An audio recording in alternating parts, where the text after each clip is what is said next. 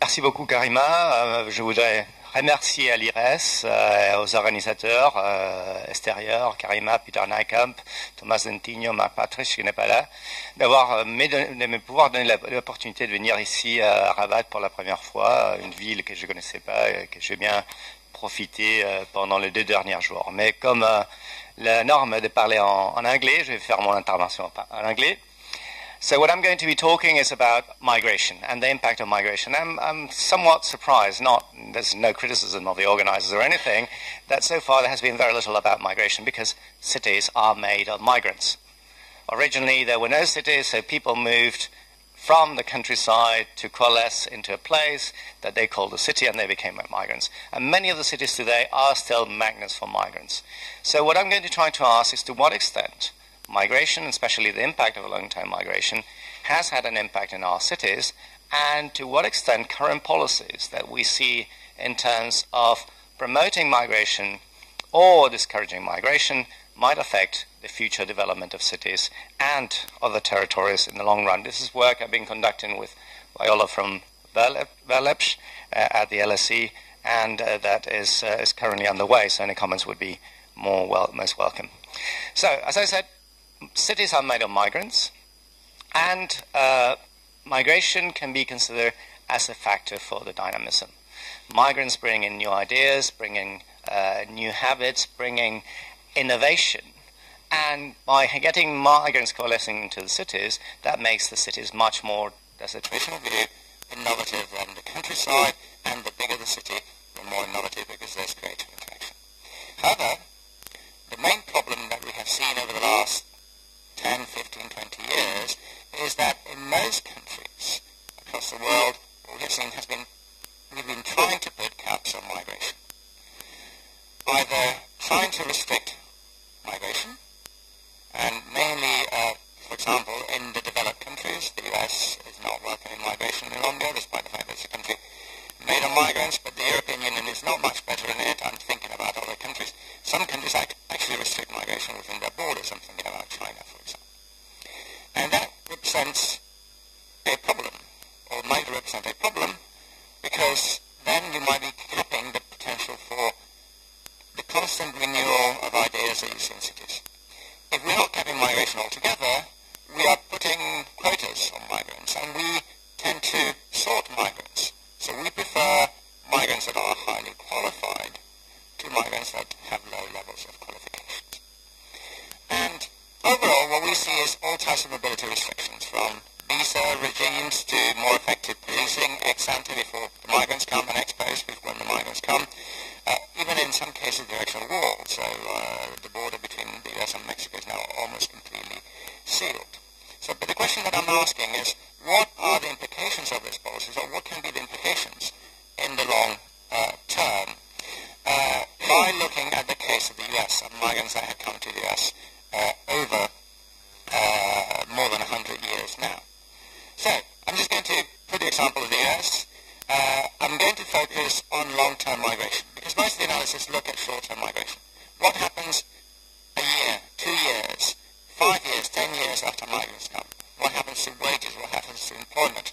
What happens to, let's say, the innovative capacity of the city? What happens to entrepreneurship? But what happens in the long term is a bit of a black box. So it is, look at the 2 main waves of migration into the United States. The first in the late 19th century, between 1860 and 1885, 1890, and the second one immediately after, from 1910 until the First World War, 1914. In that period, the US received about 40 million people, mainly from Europe, some from China and Japan, but the majority was from Europe. And the main destination from European migrants was the United States. There were 2 waves I mentioned, the 1880s and the 1920s, and the people coming in these waves were from different countries. First wave, it was mainly Germans, but also Irish, English, Scandinavians, French, Dutch, Scots, Welsh, etc. Second wave was mainly from South and Eastern Europe. Largest number of Italians, but also Poles, Russians, Greeks, and the like. And the profile of the migrant was someone that was mainly male. 67% of all migrants, 2/3 were male. They were young,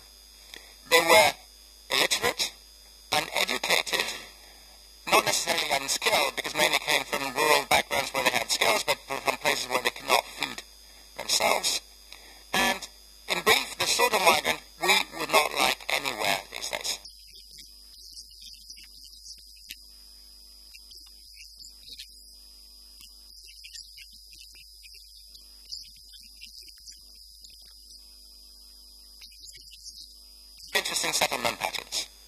Where did they go? Well, they went mainly, they came, most of them through the port of New York and settled here, or went to Boston, so big cities, or they moved to the west and they settled in places like Wisconsin, which I haven't got data here, but from 1910 it's all in dark, Minnesota, or out west. They didn't go to the south, where the majority of the population, more than 90%, was local. They had American parents, etc. The same was in 1910. We see the same patterns. I'm not going to dwell on that. And this is the natives. I like this map because it's very clear. You see that all the way from the eastern point of North Carolina to Oklahoma and eastern Texas is all a land free of migrants, whereas migrants concentrate mainly in the northeast, out in the Midwest, and out west. So what is the implication of this? Oh, sorry.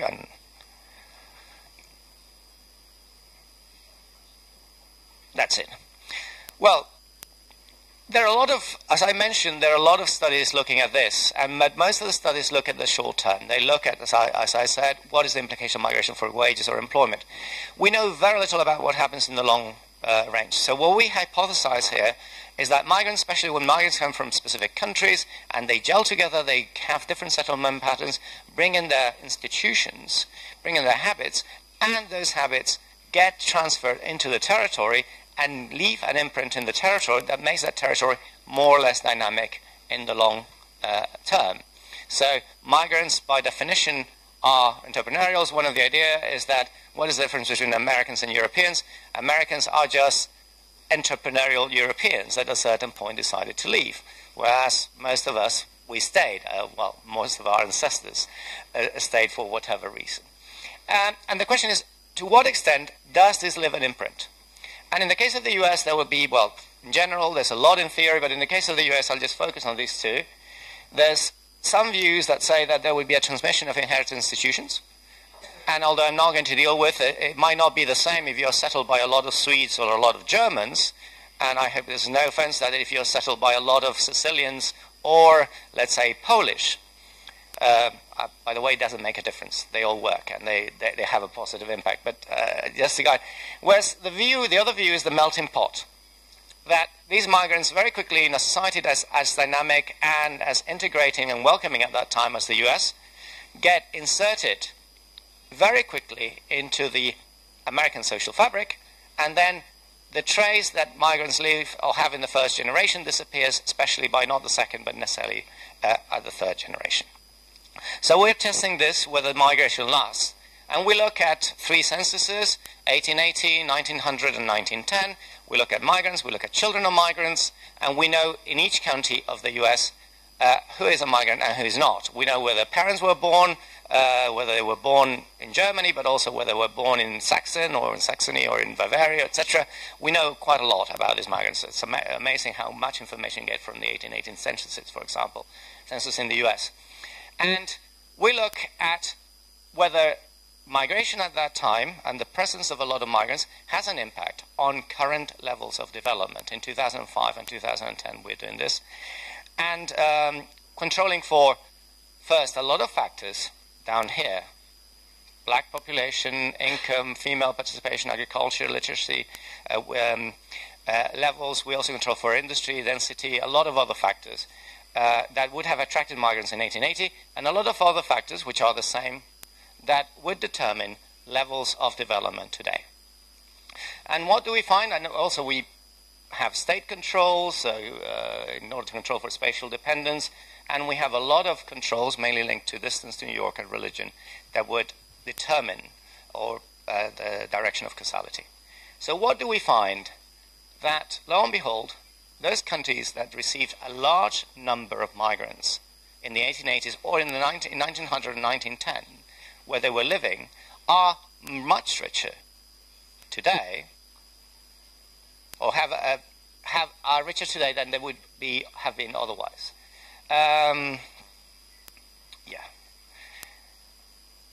Migration is always positive and significant, as are most of the controls that we have for 1990s, so recent factors that would affect levels of development with the expected sign.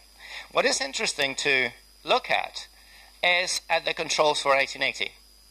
Migration is the only one that is significant. You would expect that counties that were richer in 1880 would probably have an advantage and would be richer today. That's not the case. In fact, many of them are poorer once you control for a lot of other factors. Black population, no impact. Female participation, marginally negative. Agriculture, no impact. Literacy, no impact. The only factor from a century, 130 years ago, that still makes a difference for economic development is the actual number of migrants. And that makes an important difference and tells us that migration may have left this imprint that is making territories much more developed. We do the same for natives. I'm just going to do very quickly. So the higher the percentage of natives that you have in any county, the coefficient is negative. So you have no renewal of the population. You have people who live in the same place, etc. Then the impact is negative. And I'm going to tell you, the farther away the migrants come, the more positive the impact is. Not here. But if you happen to have that some migration, but that migration is from your own state, then the impact is negative. If you have migration from elsewhere in the US, the impact is neutral. If you have migration from abroad, the impact is always significant and positive. The results are the same. The controls for 1990 are significant. The controls for 1880 are not significant. These results are reproduced when we do the analysis for 1900 and when we do it for 1910. The question is whether this is just a one-off. So we do it dynamic. We do it for, instead of looking at development in 2005 or 2010, we look at 1990, in 1980, in 1970, in 1960, in 1950, and we reproduce the same analysis for it. I'm just going to give you just one indicator. This is income per capita in 1960, and what we find is that in here, most migration is still significant, as it is before. What we have is that many of the controls for 1880 are still significant. That whereas other factors that would determine levels of development have an impact that might be longer or shorter but wanes over time, we have found very little evidence that the impact that migration leaves on a territory is waning. So just to conclude very quickly, what we have had is that cities are made of migrants. Territories are made very often of migrants. Migrants create and create new institutions, create a new culture, create a new dynamic that doesn't disappear once the migrants become assimilated, at least in the case of the US. It leaves an imprint, and that imprint creates an economic dynamism that can be felt not just 10, 15, 20 years. In this case, it can be felt 100 and 130 years after the original migration takes place. That counties that attracted in the US the largest number of migrants are today, once you control for a lot of other things, by and large, richer. Whereas those that experience the lowest level of migration have tended to perform much worse over a substantial period of time. So what are the potential implications? And this begs the policy question. Are the policies that we're following today the best policies that we can follow in order to guarantee the economic dynamism of our cities in both the developed and possibly the emerging and the developing world? We have current policies that discourage all types of migration. But of course, if you look at the US, the current economic dynamism of different parts of the US is to a large extent based on migrants. And migrants that, by and large, were the type of migrants that we don't want to see, that are discouraged by policies from moving. The question is, and I'm going to leave it there, and thanks for your attention, to what extent this may not have serious implication for the future economic dynamisms in our cities in a horizon that will go from 2050 and beyond. Thank you very much.